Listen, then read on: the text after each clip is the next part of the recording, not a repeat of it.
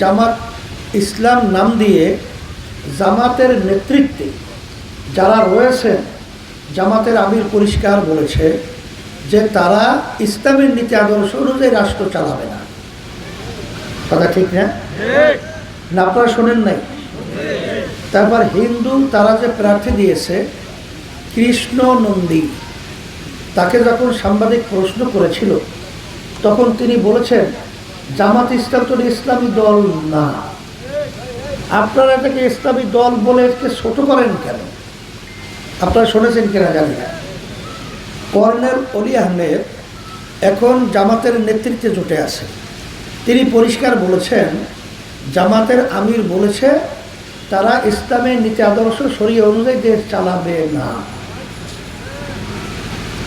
আপনার জামাতের নায়েবে আমির আব্দুল্লাহ মোহাম্মদ তাহের সাহেব, সে তো আপনারা জানেন এই আমেরিকার দূতাবাসে বসে সেখানে আমাদের দেশে জঙ্গি আছে এইটা প্রমাণ করার জন্য ইসলামী আন্দোলনকে জঙ্গি হিসেবে সেখানে উপস্থাপন করেছে।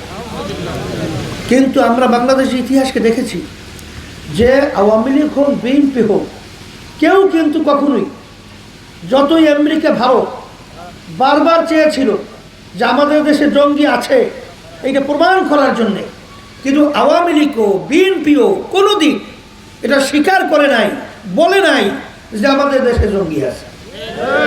আপনারা জানেন না?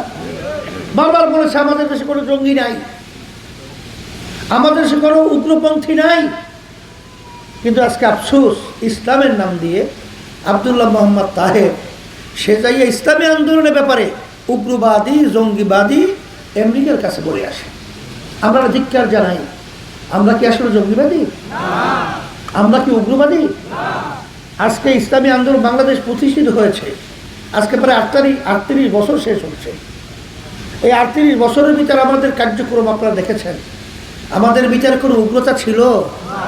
বরঞ্চ আপনারা দেখেছেন 5ই আগস্টের পরে যখন এই দেশের ভিতরে অরাজকতা চলছে তখন কিন্তু ইসলামী আন্দোলন বাংলাদেশ সংখ্যালঘুদের তারা কিন্তু তাদের জান মাল ইজ্জত বাড়ি ঘর সব হেফাজতের জন্য আমরা পাহারাদের দায়িত্ব পালন করেছি।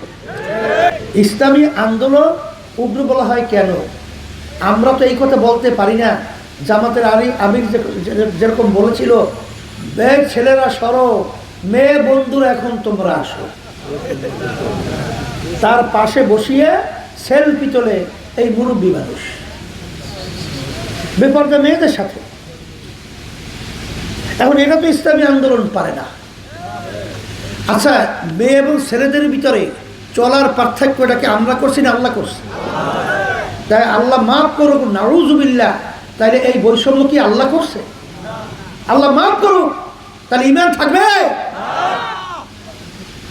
মেয়েরা মেয়েদের অবস্থানে থাকবে, ছেলেরা ছেলেদের অবস্থানে থাকবে। মেয়েদের স্বর্ণ সবচেয়ে বেশি দিয়েছে ইসলাম।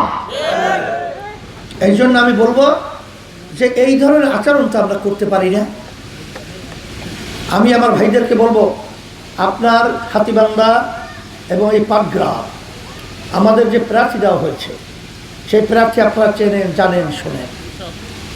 আপনাদের প্রিয় মানুষ মুফতি ফজলুল করিম সাহেব, আমরা তাকে দিয়েছি। যদি আজকে আমরা এই পথ পরিবর্তন করতে পারি, আমার মন বলছে অল্প দিনের ব্যবধানে আল্লাহর রহমতে আপনাদের ভাগ্যর পরিবর্তন আল্লাহর রহমতে ঘটবে, আপনাদের মুখে হাসি ফুটবে। এবং সাথে সাথে আজকে যে ইসলামের নামে যে মিথ্যাচার যেভাবে চলছে, আল্লাহ রাসূল সাল্লাল্লাহু আলাইহি ওয়াসাল্লাম আসছিলেন মিথ্যাকে দূর করার জন্যে, ন্যায়কে প্রতিষ্ঠিত করার জন্য। আর আজকে পার নিচ হইতে মাথার তালু পর্যন্ত সব যাদের মিথ্যায় ভরা, এরা আবার পরবর্তীতে বলে ইসলাম কায়েম করবে। এইটাও বলে আবার বুঝায় যে এখন তো কৌশল করা লাগে, পরবর্তীতে ইসলাম কায়েম করবে।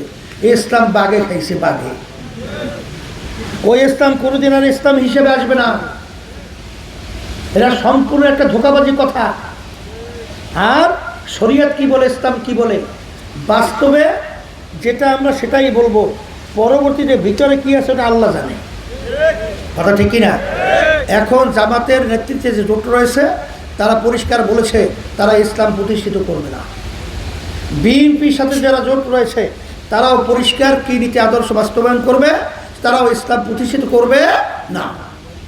আর ইসলামী আন্দোলন বাংলাদেশ আমরা যে ঘোষণা করেছিলাম ইসলামের পক্ষে একটা বাক্স, সেই একটা বাক্স নিয়েই আপনাদের কাছে আমি ছুটে এসেছি। এই ইসলামের পক্ষের বাক্স হাত পাকা প্রতীকের বাক্স। আর এই পাটগ্রাম হাতীবান্ধার মানুষ ধর্মপ্রেমী, ধর্মের ব্যাপারে তার আন্তরিকতা অনেক বেশি। আমি যেটা আগে পরে দেখেছি, আমি শুনেছি, সেই হিসেবে আমি সকলকে তার আহ্বান জানাচ্ছি যে আসেন, আমরা বারবার 54 বছর পর্যন্ত ভোট দিয়ে আমরা যে শান্তি এবং আমাদের ভাগ্যের পরিবর্তন চেয়েছিলাম, কোনোদিন হয় নাই, কোনোদিন হবে না। এই জন্যই নীতি আদর্শ যদি আমরা ইসলামকে সামনে এগিয়ে নিতে পারি তাইলে আল্লাহর রহমত আমাদের বাংলাদেশের মানুষের মুখে হাসি ফুটবে, মানুষ স্বাধীনভাবে বসবাস করতে পারবে, আর এই দেশ রক্ষা হবে, স্বাধীনতা বাস্তবায়ন হবে। এই লক্ষ্যকে সামনে রেখে ইসলামী আন্দোলন বাংলাদেশের পক্ষ থেকে আমাদের মুফতি ফজলুল করিম শাহরিয়ার হাতে হাত পাকা শান্তির প্রতীক আমি উঠিয়ে দিয়ে আপনাদের সামনে আমানত হিসাবে রেখে গেলাম।